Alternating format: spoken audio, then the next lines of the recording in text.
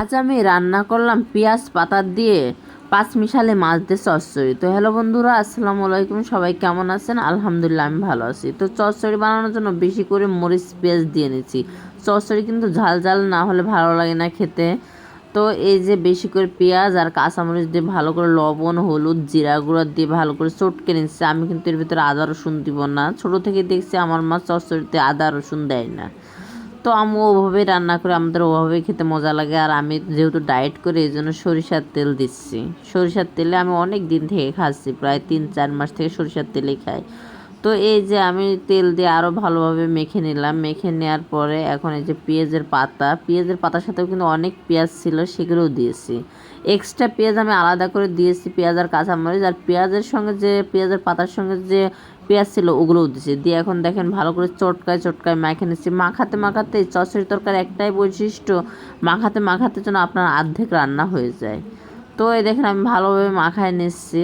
মাখায় চটকায় মাখায় নিচ্ছি যাতে তরকারি খেতে মজা লাগে। আর তরকারিটা বাবা এতই স্বাদ হয়েছে খেতে। আমি যে ডায়েট করছি ভাত খাই না, তাও লোভ সামলাতে পারিনি, ভাত খেয়ে নিচ্ছি। তো এই দেখেন সব রকম মাছ এখানে আছে।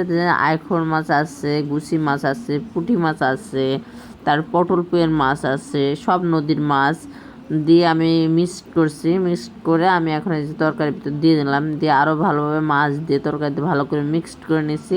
আর সামান্য অল্প একটু খালি হাত দিয়ে পানি দেবো, কারণ পেঁয়াজ পাতা হতে বেশি দেরি লাগবে না, ছোটো মাছ হতে তো বেশি সময় লাগে না।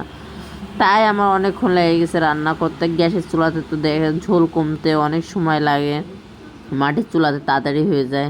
তো এই যে এখন আমার সব মাখানো শেষ। এখন এই যে আমি গ্যাসের চুলার উপর দিয়ে নিলাম। দিয়ে এখন আমি যে এই যে চুলাটা ধরিয়ে দিছি। তো একটু পর আমি ফিরে আসলাম, দেখছি আমার তরকারি বলক উঠে গেছে। এখন আমি ভালো করে নাড়াচাড়া করে দেব। তো আপনারা এই বছরে কি পেঁয়াজ পাতা খেয়েছেন? পেঁয়াজ পাতাতে ছোটো মাছ দিয়ে খেতে কিন্তু অনেক মজা লাগে। আর পেঁয়াজ পাতার দামও অনেক, প্রায় 100 টাকা কেজি। 1 কেজি আমি হাফ কেজি নিয়েছি 50 টাকা দিয়ে। তো এই যে আমার রান্না প্রায় হচ্ছে। একবারে আমি এই যে ঝোলটা আছে একবারে শুকায় একবারে তলে একবারে পোড়া করবো যাতে খেতে স্বাদ লাগে। তো এই দেখেন ঝোল কমছে। শেষ পর্যায়ে আমার রান্না হয়ে গেছে। আমার রান্নাটা কেমন হয়েছে কমেন্ট করে বলে যাবেন। সবাই ভালো থাকবেন। তো এই যে একটু ঝোল আছে, এটা আমি এপার ওপার করে কড়াই কাত করে দিয়ে ঝোলটা শুকাই নেবো যাতে পোড়া হয়ে যায়।